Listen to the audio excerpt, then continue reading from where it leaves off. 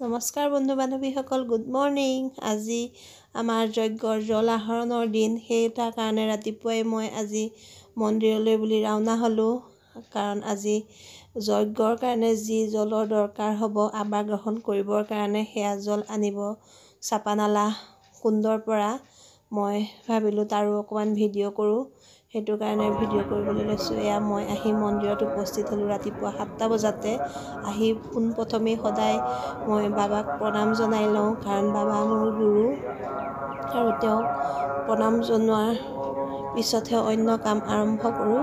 বাবাক সেৱা জনাই লৈ আমি এয়া ঘৰত লৈছোঁ, নিজৰ ঘৰত কাৰ্যালয়ৰ পৰা সংগ্ৰহ কৰি ল'লোঁ। লৈ পেলাই সেয়া সকলো মানুহ আহি পোৱা নাই কাৰণে অলপ আমি মন্দিৰৰ প্ৰাংগণতে ৰৈ আছোঁ। এয়া বেদ বিদ্যালয়ৰ পণ্ডিতসকল আমাৰ মন্দিৰৰ, তেওঁলোকৰ লগতে অকণমান সময় ইটো সিটো কথা পাতিলোঁ আৰু ভাবিলোঁ ফটো দুখনমানো উঠি লওঁ। এয়া ৰৈ আছোঁ, মোৰ মিষ্টাৰো যাব লগত। আৰু এয়া চাওক কিমান মানুহ ৰাতিপুৱা 7টা বজাতে জলাহৰণৰ কাৰণে আহি মন্দিৰত উপস্থিত হৈছেহি। এয়া আমাৰ প্ৰবীণ দা, তেওঁ যাবলৈ ৰেডি হৈছে, কাৰণ তেওঁ যাত্ৰা আৰম্ভ কৰিলেহে বাকীসকল যাত্ৰীও যাত্ৰা কৰিব। তেখেতৰ পিছে পিছে আমি গৈ থাকিম, আপোনালোকক দেখাই থাকিম যিমানখিনি পাৰোঁ। এয়া দাদা বৌ প্ৰথম গাড়ীখনত যাব, কাৰণ এখেতকতো আপোনালোকে জানেই। এয়া হৈছে আমাৰ খানাল পণ্ডিতজী, মোৰ মিষ্টাৰ, সকলোৱে ৰৈ ফটো উঠি আছে। আৰু এয়া আমাৰ যাত্ৰা আৰম্ভ হ'ল। আপোনালোকে চাই থাকক মোৰ ভিডিঅ'টো। ভাল পালে লাইক কৰিব, কমেণ্ট কৰিব, ছাবস্ক্ৰাইব কৰি দিবলৈ নাপাহৰিব। আৰু কেইবাদিনো আছে যজ্ঞ, মই যিমানখিনি পাৰোঁ আপোনালোকক ভিডিঅ' দিবলৈ চেষ্টা কৰিম। এতিয়া মোৰ লগত ব'লক আপোনালোকো চাপানালা কুণ্ডৰ পৰা জল আহৰণ কৰোঁগৈ আৰু যজ্ঞত আবাৰ গ্ৰহণৰ কাৰণে অকণমান পুণ্য অৰ্জন কৰোঁ বুলি ভাবিলোঁ। এয়া চাপানালালৈ যাওঁতে ৰাস্তাত চাহ বাগান দেখা পালোঁ, বৰ ভাল লাগিলে। দুয়ো কাষে চাহ বাগানে ভৰি আছে। আগতে ভাবিছিলোঁ আপাৰ আছামতহে চাহ বাগান থাকে বুলি, কিন্তু এতিয়া জানিছোঁ যে আমাৰ মধ্য আছামতো চাহৰ খেতি হয় আৰু বহুত খেতিয়কে চাহৰ খেতি কৰিবলৈ আৰম্ভ কৰিছে। চাপানালা জলপ্ৰপাতটো একদম প্ৰাকৃতিক সৌন্দৰ্যৰে ভৰপূৰ। এয়া চাওক গছ গছনিৰে ভৰা, কিমান ভাল লাগিছে। এয়া আমি সকলো আহি পালোহি, সকলো মহিলা শাৰী পাতিছে।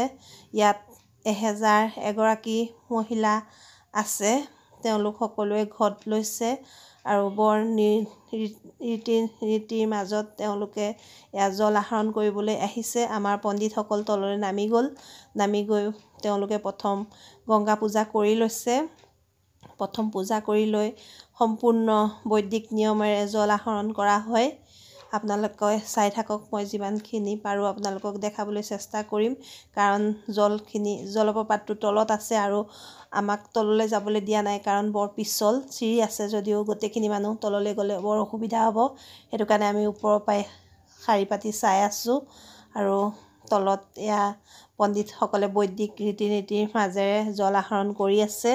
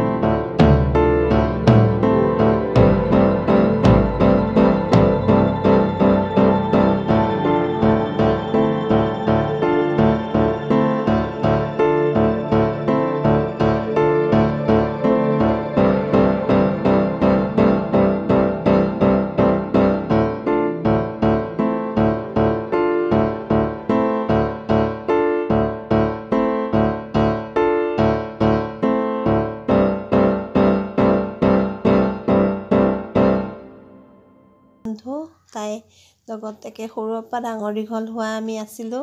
আজি মন্দিৰত লগ পাই বৰ ভাল লাগিলে। বাকীসকল মহিলাৰ জলাহৰণ কৰে মানে এয়া বেদ বিদ্যালয়ৰ শিষ্য আৰু গুৰুসকলৰ লগত দুকপিমান ফটোকে উঠিলোঁ।